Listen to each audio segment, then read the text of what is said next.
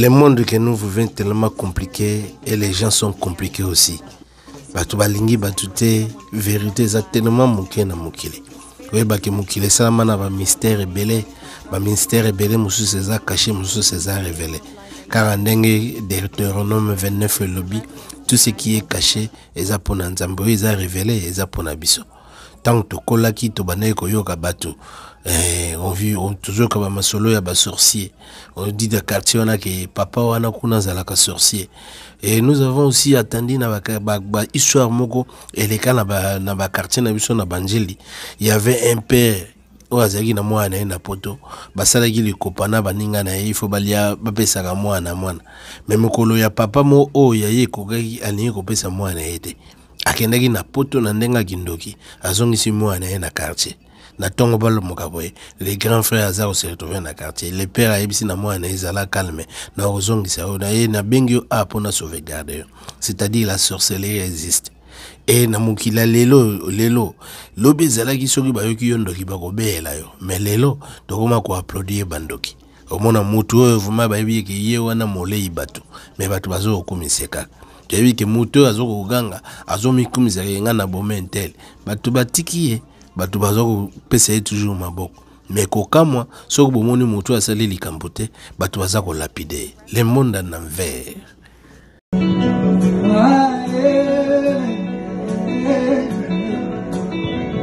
Kamona moto te mabe kotika la mabe malamu ekotika la malamu. Et tokoki ko changer couverture na masolo te. Ah, ici chez les vieux pères et l'homme cincinnati ka masolo ndenge kindaka. Di solo tozo ko beteza di solo ya ko bebisa ndenge batu bazo ko bebisa génération. Ba msusu bazo bebisa ngo systématique. Ba msusu bazo sala ngo pas par ignorance, ils savent ce qu'ils font. Mais bazo continuer ka ko sala ngo. To rejoindre cet exemple ya Hervé Gola. Et papa Hervé babenga kana kombo ya Ferré Gola. Talama comme faire gola sala na premier soin. Musicien à liboso aleki neka azoko finga batu. Afingi batu, afingi kofi, afingi fali. Mais communauté et PCI même et lobby n'était que ne représenter l'esquisse attaque leader d'opinion ou ko tenir ba papa boete. Batika ngo eleka ti lelo ye akomi lokola ye mutako ko pesa batu ba leçon ye afinga kate ye azali malamu boena boy. On tozo kende wa loin de là.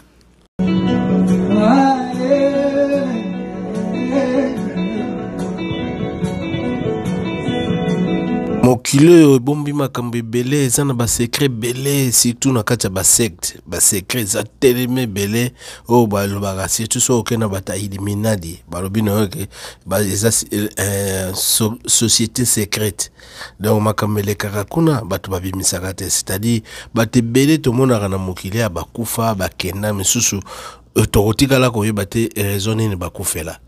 Donc c'est tellement compliqué. Mais quand monsieur César tant que tout lango boto mona ba signe ezoko la kisama. Bande comme monsieur ya ba musicien balobaka musicien alobaka d'une façon ou d'une autre. Nega bible lobaka. Balobaka na badage, balobaka na ba proverbe, basalaka banzembo, omona zo yembela mutu moko lika moko boelekaki ou betamu so azo inspiration moko ya likambo moko na salamate. C'est-à-dire façon ya kolobelezali. Pe bato musu pe basalaka ba confession na kati ba masolo na bango. Mukileza tellement compliqué mais tolanda li solo na kimia.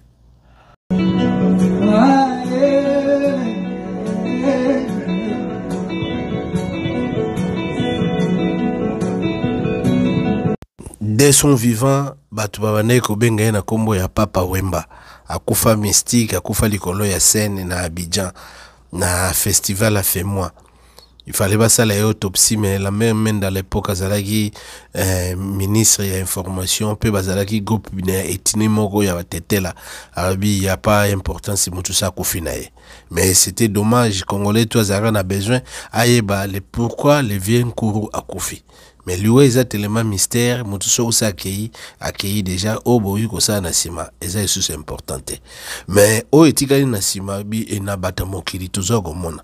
To yebi à l'époque moko papa Wemba zaki na conflit il y a tellement conflit na Koffi Olomide et pesa ki mbwambo aboyi Et combat conflit on est qui musika les autres toujours mon andeng impolitesse ou bien délinquance j'y venais délinquance les canaux réseaux sociaux bah monsieur bah tout le monde c'est comme si délinquance et bandit les gens bah jouer le show mais bah qu'on fait le médé bah ça là bah papa wemba banzembo bazo finga papa wemba chamazulu c'est-à-dire mutu ya zolo munene azobosana Kofi mo azobosana ye pas zolo munene mais Kofi pa yembela papa yemba pa yembela Kofi mutunguba papa yemba pa bosana ke ye pas zalaki mutazolo munene donc Benjir ezaki de gauche à droite et bandi les loté ezama Benjir yakara mais to continuer na mabete futuluka mabe sila na kata société et to meka ko condamna ka mabe et loko ezosa biso kongola puis yakande mabeo problème ndangwana donc basala na ki mabe belé chose grave chose dit ndenge tolobaka kaka tolala kolamoke pai batu bakenda kosambela toyebaka te nzoka papa mandenga azalaka na ye wana azalaka mutu ya Golden Club oyo babengi na kombo ya Lyon club wana ezalaki chapeauté pai ya Vincent Gomez oyo ya Brazzaville bate belé bayebi Vincent Gomez azali mécène monene ka ndenge toyokaka batu bayembaka na banzembo asala badon akabelaka batu babiloko belé devise ya club na bango ezali koyede batu toyebite batu mosusu balobi ke non club wana ezali l'un ya ba club ya franc-maçonnerie c'est-à-dire ya za grand maître na franc-maçonnerie basali club na bango pe ba papa yeba bazo ko partenir na kati ya club wana donc mukile lobaka makambo belé ba makambo mosusu faut kozwa yango au sérieux un bonjour to fanda boy to monika ndenge le kaka beka papa wemba na Kofi Olomide na nzela bileli mais avant to kentoko manano wana nalingi bolanda nano bomo yoka makambo bazolo bapona Vincent Gomez qui est Vincent Gomez. Mandat de 2 ans, Vincent Gomez a tenu à fouler le sol congolais pour une visite voulue de fraternité et empreinte de symbolique. Voilà Bordeaux, Kofi. Nous sommes des lions et vous voyez bien que notre devise c'est nous servons. On ne dit pas je sers. Où que je puisse me trouver, je me retrouve dans cette association, je me retrouve dans cette philosophie qui veut que nous puissions ensemble aider les plus démunis. Souhaitons la bienvenue. Je crois en lui. Comme vous le savez, je suis candidat au poste de directeur international pour pouvoir représenter le continent africain. Sur le plan de la succession des Africains à ce poste, je vais être le second directeur international si j'étais élu francophone. Nous sommes en campagne depuis 9 ans et à J-5, c'est à la fois un parcours que nous avons effectué. Nous arrivons au terme pratiquement à 5 jours. Je suis confiant. Mukileza na ba réalité na ngomoni Vincent Gomez aza moto mokete aza moto monene c'est-à-dire maître avocat atanga na Bordeaux donc makambi bela salaka mais na makambo mususu aza na club na bango za Lyon eza ba Lyon baza tellement baza partout dans le monde entier so tali na même en États-Unis ba Lyon bazali donc baza batu moko ya union ba yoka na bango na bango eza club moko mokete et en sorte ça dit que papa et maman ne ko partenir na club wana ya Lyon tout d'un coup un jour Kofi Olomide il fallait adhérer club pour Kofi Olomide na Vincent Gomez il est paré bazaba na Bordeaux batanga na Bordeaux ka ndenge toyokaka ba classe ya Kofi ndenge kenda wana et papa wemba babengisi ye na invitation pa ya maître na ye Vincent Gomez Kofi, je ne sais pas si Kofi est au courant que papa et Mazalaka déjà à faire partenariat na club wana ya Lyon. Na grande surprise à papa et aya otalabe Kofi Olomide azali kuna.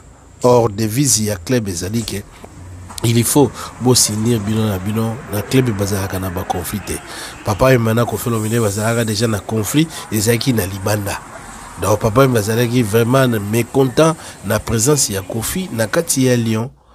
Bon, bilili eza masolo te tota na bilili ndenge nini papa Mba agisaki ndenge nini masolo ekendaki. Toleka. Tu acceptes de devenir lion en sachant qu'un lion c'est d'abord quelqu'un qui sert dans sa communauté. Désormais unis à jamais pour toujours au service des autres, Kofi Olomide est monté sur une autre scène de la vie pour exhiber son élan d'humaniste dans la fraternité Lions Club de Kinshasa. Au cours d'un sobre gala cérémoniel, Antoine Mumba Gwepa a été intronisé et s'est vu décerner un diplôme d'adhésion au sein des Lions du district Tchangunga-Liema. Je tâcherai vraiment d'abord d'être digne de la confiance de Vincent, mon ami, de l'honorer, parce que c'est lui qui m'a expliqué le lionisme, qui m'a convaincu et ça m'a donné vraiment envie. Je suis ici parce que j'ai envie d'être parmi vous.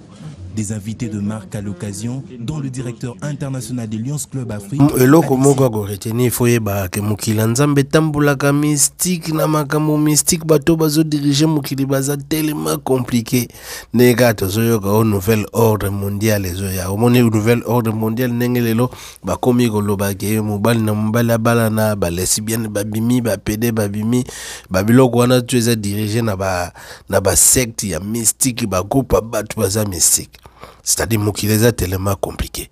Bon, à partir ya jour wana Koffi Olomide a commis ko partenir na club Lions bazo benga epaza parmi ba Lions ba binomo boyo ki cérémonie ndenge leka ki ba introniser Koffi Olomide, mais est-ce que papa Mbazala qui d'accord bien za qui d'accord te? Au moment on a papa Mbazala qui d'accord puis Sazaki na choité devant Gomez aza logo la guru na bango puis Sazali chef munene ya ba Lions sur le monde c'est Gomez. Toyolanda réaction ya papa Wemba ndenge ni ekendaki. Vous deux, vous êtes capables de susciter notre fierté en tant que lion d'Afrique, lion congolais et lion du monde. La devise du Lions Club, c'est « Nous servons ». Ce n'est pas « je sers », c'est « nous ». Et je voudrais qu'on insiste sur le « nous ». Nous, c'est être ensemble. Et dès lors qu'on est ensemble, on est capable de merveilles, on est des héros. Et vous êtes nos héros de ce soir. Eh bien, je souhaite que nous puissions sceller ça par une poignée de main et que les gens sachent que c'est d'abord l'amitié. C'est ainsi la fraternité au sein des Lions. On de comité de mamuké, makambonion sur ya mokile comme le internet, lobby franc-maçonnerie zaïge logo ya secret makasi na verbe 1800. Mais c'est tellement exalaki eloko moko bato balengaki bayebe lo ni ezaka na kati kuna ba secret ni ezala na kati lelo ba video na bango comment ko bima ba rituel na bango ndeni basalaka bato belé pe bazaki na franc-maçonnerie ba secret belé comment ko bima to comment oyoka ke bato mingi bazaka na franc-maçonnerie bien na ba secte wana soko buki mibeko moko ko zo open ya vie, c'est-à-dire bazana ba secret eza tellement dire bon. Na solo ya Vincent Gomez na ba Koffi Olomide na ba papa Wemba. Est-ce que Koffi Olomide na papa Wemba ba satisfait qui Vincent Gomez? Point d'interrogation. Tolanda intervention ya papa Wemba ndenge ni papa Wemba lobaki. Je m'attendais à tout sauf ça. Je savais que je venais pour te rencontrer et parler ensemble. Et j'allais aussi vous parler de cette histoire-là, quoi. Je ne parle pas avec mes lèvres, mais je parle là avec mon cœur. Aujourd'hui, j'enterre cette hache de cœur et que vive le lion. Merci. Les Lions s'est tiré de sa torpeur et a sauté du cou lors de cette cérémonie, a renoué la plus belle amitié avec un vieux frère et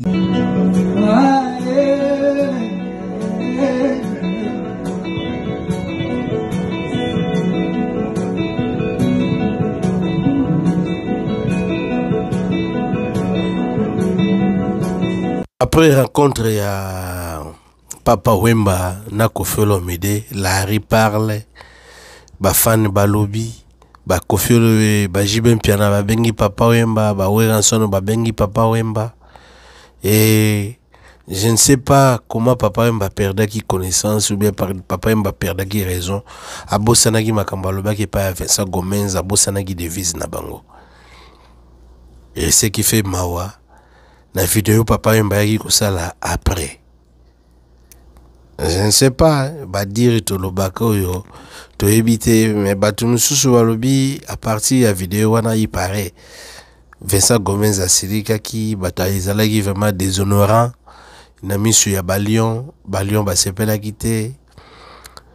Bon, toyoka vidéo ya papa Wemba po to meka kosala oza o miso efungama to fungola mo miso soki pe liwa ya papa yembe utaki ya parti ya wana obie koma na moto aza mwa mayele oki kozwa mwa clin d'œil oyo otala ndenge na beteli yo lisolo du début à la fin otala après sokoya opesa esusu eloko mosusu ndenge nini lion akufaki. La réconciliation ne peut pas se faire de cette façon-là. Non, moi, je fais partie, moi, d'un club qui s'appelle Lance Club. C'est par le canal de Maître Vincent Gomez, qui est le directeur général international, que je fais aujourd'hui partie de ce grand club international. J'étais l'invité du gouverneur honoraire de la Banque centrale, Jean-Claude Massangou, parce qu'il a lancé son encyclopédie de 4 tomes au Salon Congo. Je vis un texto arriver et c'est Maître Vincent Gomez qui m'invitait à le rejoindre à l'hôtel Memling, juste après la manifestation qui avait eu lieu au Grand Hôtel. Je suis arrivé en lieu du rendez-vous et ma grande surprise était vraiment tous les amis Lyon étaient à table en train de manger. J'ai fait comme eux. Or, c'était l'intronisation parce que nous avons reçu un nouvel ami dans Lance Club. Et c'était sa présentation au vu et aussi de tous les amis. Il me fallait accepter parce que la devise de Lance Club, aime ton prochain comme tu t'aimes toi-même. Et ne pas se servir. Il ne s'agit pas de la réconciliation entre Koffi Olomide et moi. Ça n'a rien à voir de bout en bout. J'écris haut et fort. Je ne peux pas, moi, me réconcilier avec lui comme ça aussi facilement. Jamais de la vie. Que tous mes fanatiques s'apaisent. Que tous mes fanatiques qui soutiennent l'artiste que je suis s'apaisent. C'est vrai. C'est mon ego. Ne dit-on pas que le pardon illumine tout? C'est vrai, je le sais. C'est ce que j'ai toujours dit. C'est ce que j'ai toujours fait. Mais me réconcilier avec celui que je considère comme un vrai ennemi, on ne peut pas se réconcilier facilement comme ça. C'est dans le cadre de Lance Club que j'étais là. Et comme lui, il vient de faire partie de ce grand club international, nous l'avons accueilli à bras ouverts. L'amitié est sacrée. L'amitié est sacrée. J'ai dit merci beaucoup à Maître Vincent Gomez de m'avoir invité en ce lieu. Et merci aussi à tous les amis Lyon d'avoir accepté un nouvel ami dans ce grand club international. Bon, quand ça t'est qui toujours non, du tout. Ce n'est pas du tout. On ne peut pas se réconcilier facilement comme ça. Dans ma BOYO, ici, les cas, il y a trop. Nous ne sommes pas dupes. Facilement. Hier, c'était une grande réconciliation. Hier, le roi de la forêt. Je pense que Nganabino toujours découvrir Makambebele. Et à mon simple avis, je pense que Papa Mbazalaki Azalaki vraiment sincère devant Vincent Gomez.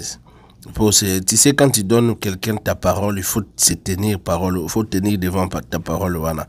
Aux à la loyale, la parole n'a pas été. Papa Mbalobaki, parole à ça, Vincent Gomez, c'est bané sincèrement dans mon donc à ce temps-là, il y a un conflit Bazaki sur un problème. Mais quand il a rentré à la maison, il a habité ko yoka batu, nenga yoka batu bafani na ye ba JB ba Kofi ba Werenson, to ima soloni ba betekete. Tout d'un coup il a la vidéo a changé version.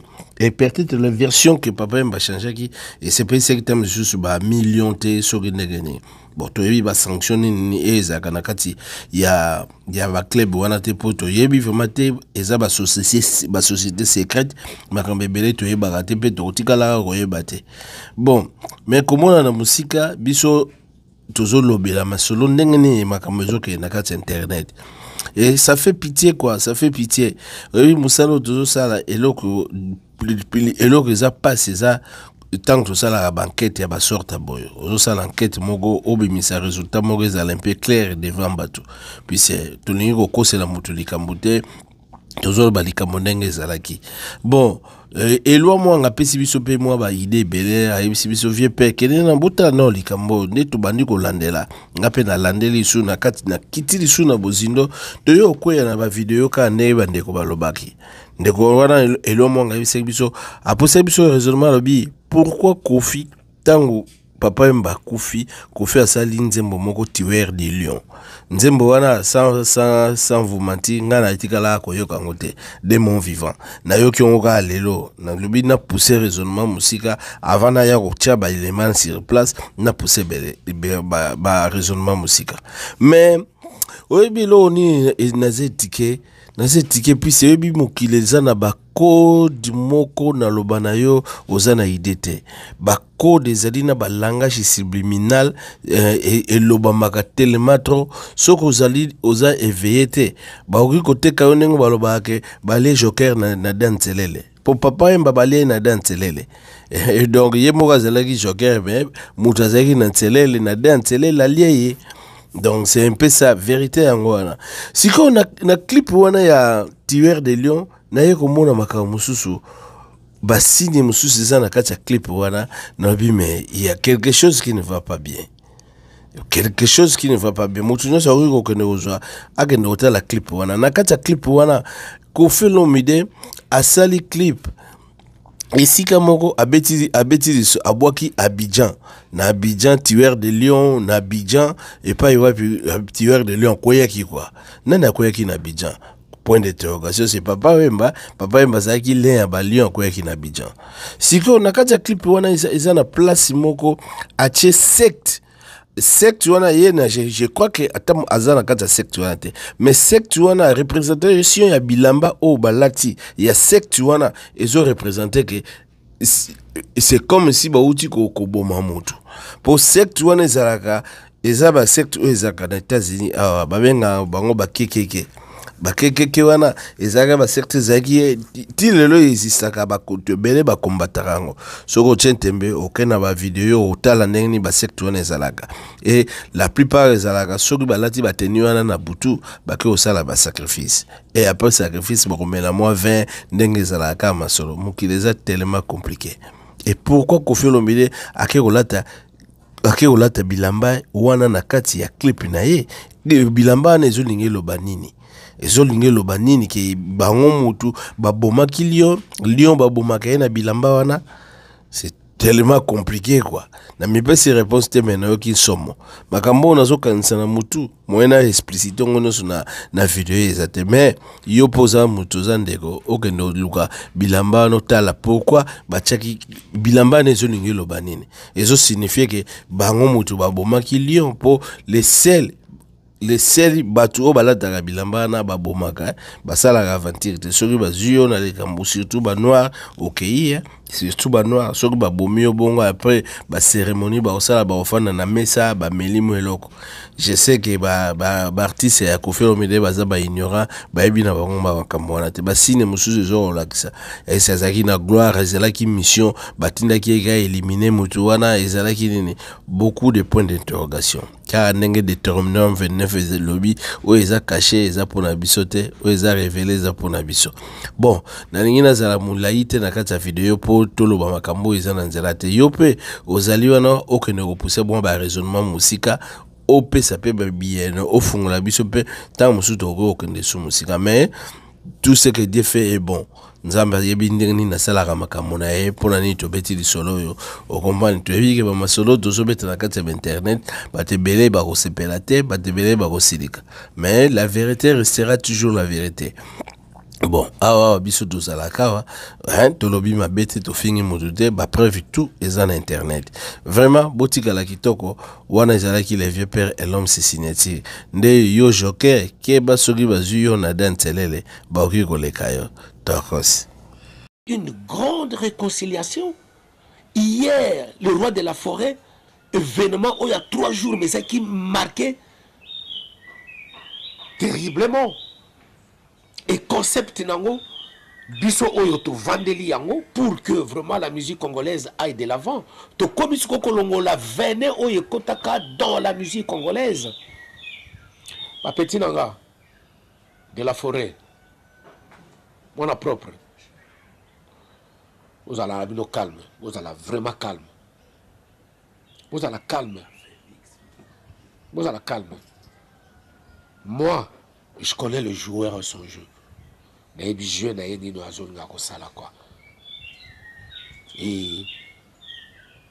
ça n'était que na yini na nga yete. Mais, aza mutu oyo, ngare tuko sa chouesi kama osote. Nazolo bango wana colère nyoso. Nazolo bango na kanda nyoso. C'est ainsi que Lyon a koya na Abidjan na kanda na ya kenda nango mais ya kenda donc to éviter makamuni ya kendela ki amonaki donc bon to tche moi ba prévu wana mutuna mutame ko pousser raisonnement ma finga te tia commentaire na ndenga bien pousser raisonnement pesa ba argument ya bien bon ezaka ke tous allez veiller na biso bato tutikali venero ya mabe tozoninga tolongola to éviter so to réussir kolongolango sinon ba o balandi biso na elom signeti pour pesa biso pe ba puis pour pesa biso toujours ba point pour pesa biso susu Tokos na ndenga kosakana te. Sinon, botika la kitoko, ezalaki Ram Sisinati revient à bino wana à suivre. Bye bye.